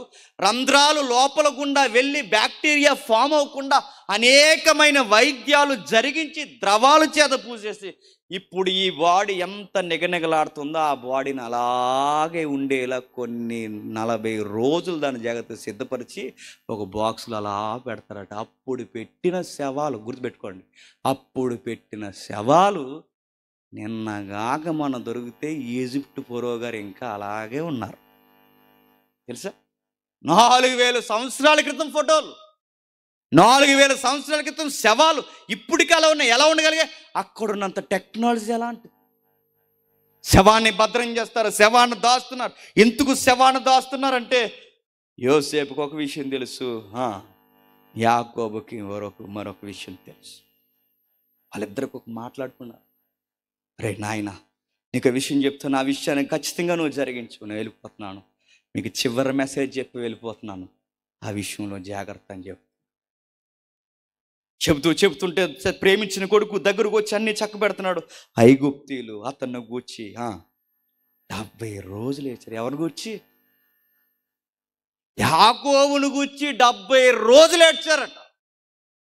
తన అధికారి యోసేపు ఏడుస్తున్నాడని కలిసి ఏడ్చారట. 70 రోజులు ఏడ్చారట. మనం చనిపోతే పొద్దున్న ఏడ్చి సాయంత్రం డీజే ఎడుతున్నారు మన ఇంట్లో. ఎట్టేయట్లేదండి? ఎడుతున్నారా? అన్న వాళ్ళ అమ్మను ప్రేమించాడు కనుక ఎంత ఘనమైన సభ పెట్టాడు. మనమైతే చిన్న బలు పెట్టేటేద్దాం. మనం పాస్టర్ గారు వచ్చి మిచ్చరు పెంచేసి చిన్న టీ ఇచ్చేసి పంపించండి. అది మన సభ. మన తల్లిదండ్రులను ఎలా ప్రేమిస్తున్నాం? యాకోబు చెప్తున్నాడు, యోసేపు చెప్తున్నాడు. చూడండి, వాళ్ళు చెప్తున్నారు 70 రోజులు ఏడ్చారు. 70 రోజులు ఏడ్చాడంటే ఈ వృద్ధుడు, వయసు అయిపోయిన వృద్ధుడు, ఈ విశ్వాస వీరుడు, దేశం కాని దేశము, అన్య జనాంగం మధ్య ఎంతగా మంచిగా బతుకుంటే అన్యులు ఆయన కోసం ఏడుస్తారు చెప్పండి. మనోళ్ళు ఏడ్చారంటే తర్వాత బయటోళ్ళు ఏడ్చారు, పైగా అన్యులు ఏడ్చారు. వాళ్ళు ఏడవడం ఏంటి? వాళ్ళు ఎందుకు ఏడుస్తున్నారంటే అతని సాక్ష్యం అంత బాగుంది, అంతకు ఏడుస్తున్నారు. మనం చచ్చిపోతే ఏడరో చెప్పండి, చచ్చిపోయాడు సంతోషమైన వాస చెప్పారండి. దరిద్రం వదిలిపోయింది ఊరికి అంటారు మనం చచ్చిపోతే. మనం చనిపోతే ఆనందించే వాళ్ళు ఎక్కువ, మనం చనిపోతే ఆనందించే బంధువులు ఎక్కువే, ఊరోళ్ళు ఎక్కువే. తెగతాయి కూడా ఎదవ చచ్చిపోయాడు దరిద్రమే. రోజు సెంటర్లు ఎదవ ఒకడు వాగలేకపోయాడు, పోయాడు దరిద్రం. ఎప్పుడు కబిడేరా అన్నారట. మన ఊరికి పీడ. ఊరిలో కనీసం మన ఈదోలు ఏడుస్తారు, ఈదులో కూడా తర్వాత కనీసం మన ఇంట్లో బంధువులు ఏడుస్తారు మన కోసం. మన సాక్ష్యం బాగుండు, మంచి బాగుండు. సుగంధ ద్రవ్యముల కంటేను మంచి పేరు మిన్నమైనది. సుగంధ ద్రవ్యాల కన్నా అంటే ఇక్కడ సుగంధ ద్రవ్యాలు పూస్తున్న దానికన్నా యాకోబు పేరు మంచిదైపోయి 70 రోజులు ఏడ్చారట. 70 రోజులు. ఆ పేరు అలాంటిది, ఆ మనిషి అలాంటోడు, ఇలాంటి ఉత్తమ కొడుకుని కన్నాడంటే ఈయన్ని బట్టి ఇంకా మురిసిపోయి ఐగుప్తులు ఇలాంటి పెద్దోడు బతుకుంటే బాగున్నాయ్యో, పెద్ద రకం కోల్పోయామే అని ఏడ్చారు. ఎంత మాదిరండి. కిందికి ఇంకా అతను కూర్చి అంగలార్చు దినములు గడిచిన తర్వాత యోసేపు ఫరో ఇంటి వారితో మాట్లాడి, మీ కటాక్షము నా మీద ఉన్నాయట్లా మీరు అనుగ్రహించిన మనవి ఫరో చెవిని వేసి నా తండ్రి చేత ప్రమాణము చేయించి, ఇదిగో నేను చనిపోచున్నాను, కానానులో నా నిమిత్తము సమాధి త్రవ్వించి అందులో నన్ను పాతి పెట్టవాలని చెప్పాను, కాబట్టి సెలవైతే నేను అక్కడికి వెళ్ళి నా తండ్రిని పాతి పెట్టి మరలా వచ్చేదనని చెప్పాను. ఏం చెప్తున్నాడండి? ఆయన చెబుతున్న విషయాలు ఏదో గంభీరమైన సత్యం చెప్తున్నాడు. చూడండి, చనిపోయే ముందు ఈ చిన్నోడికి ఒక మాట చెప్పాడు. రే చిన్నోడా, నన్ను చనిపోతున్నప్పుడు అక్కడ పెరటంలోనో లేదా ఈజిప్టు ఈ పిరమిడ్స్ పక్కన ఎక్కడో నన్ను పెట్టకు, నన్ను కప్పెట్టే ముందు మాత్రం ఖచ్చితంగా కానాను దేశానికి తీసుకెళ్ళిపోతాను మాట ఎవరా అన్నాడు. 40 రోజులు నన్ను సిద్ధపరిచి 70 రోజులు నా కోసం ఏడ్చి మీరు ఎన్ని చేస్తారో నాకు తెలియదు, వెళ్ళిపోయే ముందు నన్ను ఒక మాట మీరు చెప్పాలి, నా వాగ్దాన భూమిలోకి నన్ను తీసుకెళ్ళి కప్పెట్టేయండిరా. మనం అనుకుంటాం చచ్చిపోయిన తర్వాత ఎక్కడ కప్పెడితే ఏముందనుకుంటామా, కానీ యాకోబు భక్తులు అలా అనుకోలేదా? చనిపోయే ముందు కప్పెట్టాలా, చనిపోయే ముందు కాల్ చేయాలని మనం పెద్ద పట్టించుకోం. కానీ యాకోబు అన్నాడు, నన్ను ఎక్కడ పడితే అక్కడ పెట్టకండి, నన్ను వాగ్దాన భూమిలో పెట్టండి. ఎందుకు వాగ్దాన భూమిలో పెట్టాలి యాకోబు అని అడిగితే ఆయన అంటాడట, నా పితరులు, నా స్వజనులు అక్కడే ఉన్నారు, నా తండ్రి అబ్రహాం అక్కడే ఉన్నాడు, నా ఇస్సాకు అక్కడే ఉన్నాడు, నా తల్లి శారమ్మ అక్కడే, మా బిడ్డలందరూ అక్కడ ఉన్నారు, నా ముందు నడిచిన వారందరూ అక్కడ ఉన్నారు, అక్కడే ఉన్నారు. అక్కడుంటే ఏమైందంటే అక్కడికే ఒక రోజు ప్రభు తిరిగి వచ్చినప్పుడు మమ్మల్ని తమ వరసల్లో తిరిగి లేపుతాడు. కానాన్ అనగానే భక్తుల దృష్టిలో ఏంటి చెప్పినా అది పరలోకంతో సమానం. వాళ్ళు పరలోకంతో సమానం కాబట్టే ఆ పరలోకపు గుర్తులో మమ్మల్ని పాతిపెట్టు తప్ప ఈ అన్యుల దేశంలో ఈ గొప్ప పిరమిడ్స్ మధ్య మాకు వద్దు, మాకు పిరమిడ్ లేకపోయినా పర్లేదు, ఆ పరలోకపు గుర్తులో మమ్మల్ని పాతిపెట్టాను. మనం ఏమనుకున్నా చెప్పినా బాక్స్ ఎట్టాలా, సిమెంట్ రాయి ఎట్టాలా, చివరికి అదే ఎట్టాలి, ఇదే నీకు బచ్చ ఎట్టేసి చివరికి తులసి మొక్క వేస్తున్నారు మీద కూడా. మొక్క ఎందుకంటే ఒకవేళ నువ్వు ఇలా లేచినా మొక్క లేక నీకన్నాను, నీకు అర్థమైంది లేదు. మన వాళ్ళు సిలువ పెట్టేస్తున్నారు, ఎందుకు లెక్కో లేచామంటే మళ్ళీ అది సిలువేస్తాం. మనం ఎంత చర్యలు, కానీ వాళ్ళ చర్యలు చూడండి ఎలా ఉన్నాయో. అంతలో తన పాతి పెట్టవలన తన తండ్రి ఆజ్ఞాపించడానికి ఒక అధికారి, ప్రధానమంత్రి తన తండ్రి శవాన్ని తీసుకుని వెళ్ళడానికి మాట. రే అయ్యా, మీకు మాట చెప్తున్నాను, ఏదో ఒక రోజు దేవుడు ఖచ్చితంగా ఈ ఐగుప్తు నుంచి మిమ్మల్ని తీసుకెళ్ళిపోతాడు. ప్రవక్తగా, దేవుని కుమారుడిగా, దర్శనం ఎరిగిన వాడిగా చెప్తున్నాను, మీరు వెళ్ళిపోయే ముందు అడావుడిగా వెళ్ళిపోతున్నాం అని మీరు కంగారులో వెళ్ళిపోకండి. నేను వెళ్ళిపోతూ నీకు చెప్తున్నాను, నువ్వు వెళ్ళిపోతూ ఇంకొకరికి చెప్పు, మీ అందరికీ చెప్తున్నాను. మీరందరూ వెళ్ళిపోతున్నప్పుడు ఒక మాట గుర్తుపెట్టుకోండి, మీరు వెళ్ళే సమయం దేవుడు ఎప్పుడు తీసుకెళ్తాడో తెలియదు. నా పితడకే చెప్పాడు, 400 తర్వాత తీసుకెళ్ళిపోతాను. ఆ మాట మాకు గుర్తుంది, ఒకరోజు తీసుకెళ్ళిపోతాడు. వెళ్ళిపోతున్నామని స్వతంత్ర అరహవిల్లో మమ్మల్ని మర్చిపోయి వెళ్ళిపోకండి, మాట ఇవ్వండి అని అడిగాడు. మా ఎముకల్ని వదిలేసి వెళ్ళిపోకండి, మా ఎముకల్ని తీసుకెళ్ళి అక్కడ పెట్టే. 3వ శతాబ్దంలో ఒక రాజు ఉంటాడు, అతని పేరు కాన్స్టంటినోపుల్. తనకు ఒక తల్లి ఉంది, ముగించేస్తాం.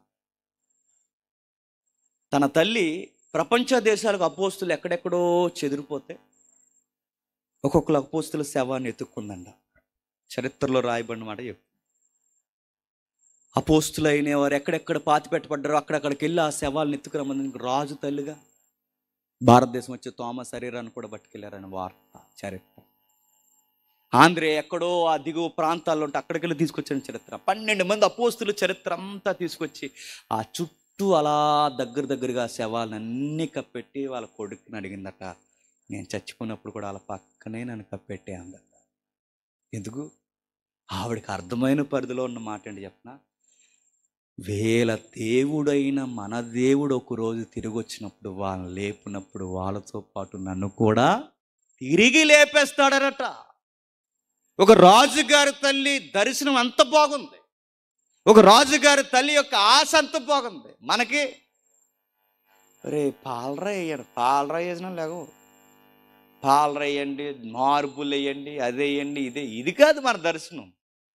నేను చనిపోతున్నప్పుడు నన్ను ప్రభువు లేపే స్థితిలో భక్తితో నన్ను పాతే. నా లాంఛనాలు తుపాకులు కాదు, నా లాంఛనాలు పరలోకపు వాగ్దానం. నా లాంఛనాలు గవర్నమెంట్ రాయితీలు కాదు, నా లాంఛనాలు దేవుని పిలుపునరిగి వెళ్ళిపోతున్నానని ఒక సాక్ష్యమే నా లాంఛనం. యాకోబు అద్దర కొట్టేసాడు తన మరణాన్ని. ఇంకా వెళుతున్నప్పుడు శవయాత్ర ఎలా జరిగింది, అందుకు ఫరో అతను నీ చేత చేయించిన ప్రమాణం చొప్పున వెళ్ళి నీ తండ్రిని పాతి పెట్టమని సెలవిచ్చాను. కాబట్టి యోసేపు తన తండ్రిని పాతి పెట్టకపోయిన అతనితో ఫరో ఇంటి పెద్దలైనను అతని సేవకులందరూ, ఐగుప్తి దేశపు పెద్దలందరూ, యోసేపు ఇంటి వారందరూ, అతని సహోదరులందరూ అతని తండ్రి ఇంటి వారు వెళ్ళిరి.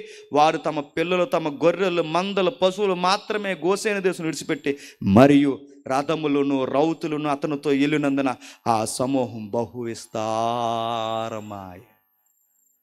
ఐగుప్తి యాకోబు చివరి యాత్రకి దద్దరెళ్ళిపోయిందట. ఐగుప్తి యాకోబు చివరి యాత్రకి దద్దరెళ్ళిపోయింది. జనాలు, అధికారులు, పిల్ల జల్ల, పశువులు తప్ప ప్రతి ఒక్కరూ వెంబడించి ఆయన వెళుతుంటే ఆ పెద్ద మనిషి వెళ్ళిపోతున్నందుకు వెనకెళ్ళి ఏడ్చి సాగనంపారట. యోర్దాను అవతలున్న అందరూ కళ్ళమునకు చేరి అక్కడ బహు ఘోరముగా అంగలార్చిరు. అతడు తన తండ్రిని గూర్చి 7 దినములు దుఃఖము సలిపిన. ఆ దేశమందు నివసించిన కానానీయులు అందరూ కళ్ళమునద్ద ఆ దుఃఖము సలుపుట చూసి ఐగుప్తులకి ఇది మిక్కటమైన దుఃఖమని చెప్పుకున్నారు కనుక దానికి అబియేలు ఐగుప్తి దుఃఖము అని పేరు. యాకోబు మరణం, యాకోబు సమాధి, యాకోబు యాత్ర చరిత్రలో రికార్డ్స్ క్రియేట్ చేసింది. మన యాత్ర రికార్డులో ఉండలేదు. మన యాత్ర పంచాయతీ రికార్డులో లేకపోయినా కనీసం సంఘం లైన్లో లేదు రికార్డు. బాప్టిజం తీసుకున్నాడు అంటారా అన్న, అదో రికార్డు మనకి. బాప్టిజం తీసుకున్నాడు అంటారు, డౌట్ అండి. తీసుకున్నాడు, బాగానే బతికాడు అంటారు, ఇదో డౌట్. మన యాత్రలో గుసగుసలు ఇవన్నీ. మన కోసం ఏడ్చే వాళ్ళకన్నా గుసగుసలు ఎక్కువ. చచ్చిపోయాడు పాపం, పరలోకం వెళ్తాడు అంటారు, వెళ్ళరు అంటారు. కానీ వాళ్ళ దగ్గరకు వచ్చి చెప్తే పరలోకం వెళ్ళిపోయాడు అండి. కానీ మనకు తెలుసు వాడు వెళ్తాడు వెళ్ళడు. కానీ యాకోబు జీవితం నీకు నాకు అందరికీ చెప్తుంది. ఇదిగో ఆయన చనిపోతున్నప్పుడు 7 రోజులు కానాళ్ళు ఏడ్చారు, 70 రోజులు ఐగుప్తులు ఏడ్చారు, దేశాలు దేశాలు ఏడ్చే ఆయన ఎవరో తెలుసా? ఒక గొర్రెలను కాసుకునే సామాన్యుడు. ఒక గొర్రెలను కాసుకునే సామాన్యుడు, మాసిపోయిన వస్త్రాలు వేసుకునే సామాన్యుడు, మాసిన గడ్డ వేసుకున్న సామాన్యుడు, తుంటె ఎముక ఇరిగిపోయిన కుంటోడు, కానీ గొప్పోడు, దేవుని అనుభవాలతో చచ్చిపోయిన పెద్దోడు. తన జీవితం ఒక మాదిరి అయిపోయింది. చివరికి ధైర్యంతో చనిపోయాడు. చివరికి ఒక మాట చెప్పి ముగిస్తాను. యేసుప్రభు రానప్పుడే భక్తులు ఎంత సుదీర్ఘంగా చూసి ఎంత అందంగా చనిపోతే, యేసుప్రభు వచ్చి 33.5 సంవత్సరాలు బ్రతికి మాదురు చూపించి చనిపోయిన శవాన్ని లేపి ఆయనే చావునే చావు దెబ్బ కొట్టి మరణాన్నే మరణం చేత చంపి తిరిగి లేచి మరలా వస్తానని మాటిచ్చి, ఈరోజు నేను వెళుతున్నాను, ఎలా వెళ్ళిన వాడిని అలా వస్తాను, రెడీగా సిద్ధపడి ఉండండి అని చెప్పి వచ్చిన తర్వాత తమ తమ వరుసల్లో లేపుతాను. ఎంత వాగ్దానం మనకి ఇచ్చి వెళ్ళినా ఎంత దర్శనం కలిగి బతుకుతున్నామా చెప్ప. ఒకటి మాత్రం వాస్తవం అండి, ఖచ్చితంగా చచ్చిపోతాం ఒకరోజు. ఆ చనిపోయేది ప్రభు వచ్చే సమయానికి నా యాత్ర, నా ముగింపు, నా సాక్ష్యము, నా దర్శనం ప్రభువునందు ఏమయ్యిందో గుర్తుపెట్టుకుని చనిపో. అమ్మగారు బాగానే వెళ్ళిపోయారు. తర్వాత లిస్ట్ ఎవరిది చెప్పండి? వెనకున్న కొడుకులది, కోడలు. ఆవిడ దినములు చక్క పెట్టుకుని ఆవిడ వెళ్ళిపోయింది.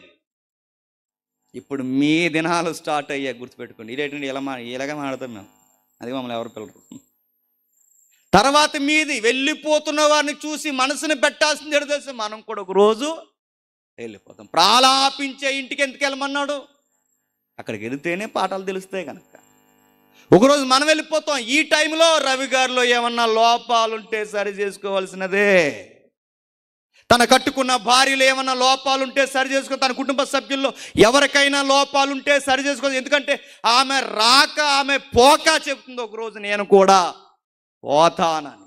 అది కుటుంబ సభ్యులు గ్రహించాలి. ఆ కుటుంబాన్ని ప్రేమించి వచ్చిన నువ్వు నువ్వు నువ్వు నువ్వు నేను మనందరం కూడా ఈ జ్ఞాపకార్థ సభలో గ్రహించాలి. పెద్దావిడ వెనక అదే మార్గమున లోకులు పోవలసిన మార్గాన్న మనం కూడా ఒక రోజు వెళ్ళిపోతాం.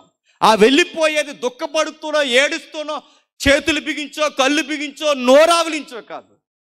చావులో కూడా ధైర్యంగా అందంగా చచ్చిపోతాం. యాకోబు లాంటి అందాన్ని ఎత్తుక్కుందాం, సౌందర్యాన్ని ఎత్తుకుందాం. ఎస్, చస్తామని ముందే తెలుసు కనుక చావు కొరకు ఎదురు చూసి వెళ్ళే ముందు ధైర్యం చెప్పి చచ్చిపోతాం. రే వెళ్తున్నాను రా, మీరు జాగ్రత్త అని చెప్పి వెళ్ళిపోతాం. పిలుకోల్లా కాదు, విశ్వాస వీరుల్లా చచ్చిపోతాం. పెద్ద ఆవిడ వెళ్ళింది, రేపు నువ్వు వెళ్ళొచ్చు, నేను వెళ్ళొచ్చు, మనం అందరం వెళ్ళొచ్చు. వెళ్ళిపోయే ముందు ఎందుకు చావు అంటే భయం వద్దంటే, ప్రస్తుతానికి రెస్ట్లోకి వెళ్తున్నాను, ఒకరోజు ప్రభు వచ్చిన రెస్ట్ నుండి నన్ను బయటికి లేదు.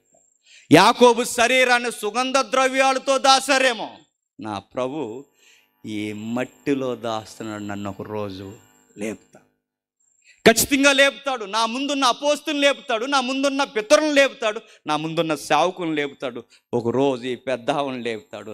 ప్రభువు లేచినట్టుగానే అందరినీ లేపుతాడు. ఒక వరుసలో నన్ను కూడా ఒకరోజు లేపుతాడని ఎవరైతే గ్రహిస్తారో మీరందరూ ధన్యులు. అది మంచి పేరు. ఇది సుగంధ ద్రవ్యాల కన్నా చెప్పండి మంచి పేరు మేలు. ఎంత మంచి పేరు అంటే దేశాలు ఏడ్చేంత మంచి పేరు యాకోబు. మనకు దేశాలు వద్దు కానీ చెప్పండి, మన స్థానిక సంఘాలు మన గూర్చి ఆడాలి, మన ఈదులు మన గూర్చి ఆడాలి. మనం వెళ్ళిపోతే ఆ లోటేంటో వాళ్ళకి స్పష్టముగా కనబడాలి. అంత భారము మనం క్రియేట్ చేసి వెళ్ళిపోవాలి. అట్టి వారిగా మీ సాక్ష్యాలు ఉండాలని, క్రీస్తునందు మీరందరూ భద్రం చేయబడి క్రీస్తునందు నిద్రించిన వారు ధన్యులు అన్న శబ్దం తల్లికిని మీకును అందరికీ ఉండును గాక. ఆమేన్. ప్రార్థన చేసుకుందాం. ప్రేమగల తండ్రి, కృపగల దేవ, ఎందరికీ ఈ సంగతులు అర్థమయ్యో నాకు తెలియదు తండ్రి. వద్దన్నా మమ్మల్ని పలకరించే బంధువు మరణం, కాదన్నా మమ్మల్ని కాటికి తీసుకెళ్ళిపోయేది మరణం, ఎన్ని మందులు వాడినా తండ్రి దాన్ని వంచేసేది మరణం, మా ఆలోచన తండ్రి కుదిపి రోజు రోజుకి మమ్మల్ని చంపేసేది మరణం, మా మూఢనమ్మకాల్ని, మా విశ్వాసాల్ని, మా తెలివితేటల్ని, మా సైన్స్ని కూడా ఎదిరించేది మరణం. మేధావులను వదలలేదు, సామంతులను వదలలేదు, ఎవరిని వదలలేదు తండ్రి. ప్రపంచంలో ప్రతి ఒక్కడిని వంచేది, తీసుకెళ్ళిపోయేది మరణం. కానీ మరణాన్ని నిలబడి ఎదిరించేది ఒకే ఒక్కడు విశ్వాసి.